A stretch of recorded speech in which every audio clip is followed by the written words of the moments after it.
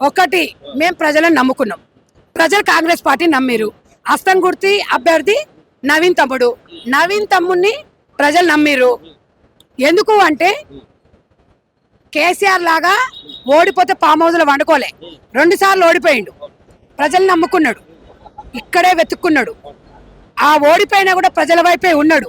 చిన్న శ్రీశైలం యాదవ్ అన్న కుటుంబము రౌడీ అని ఎవడన్నాడో వాంతోకలే కట్ చేసిరు. ఎవరు? జూబ్లీహిల్స్ ప్రజలు మంచి తీర్పునిచ్చారు.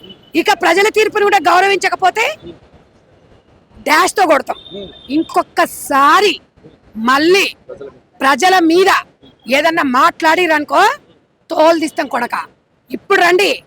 ఎప్పుడు కూడా మహిళలకు బీఆర్ఎస్ పార్టీల ప్రాధాన్యతనే లేదు. ఇప్పుడు వాళ్ళని వాడుకొని దొంగోట్లు ఏడేసినామని చెప్పి మహిళలతోని డ్రామాలు ఆడిపిస్తున్న బీఆర్ఎస్ పార్టీ కర్రగాల్చి వాత పెట్టిరు. ఇక రాండిరా, చర్చలకు రాండిరా.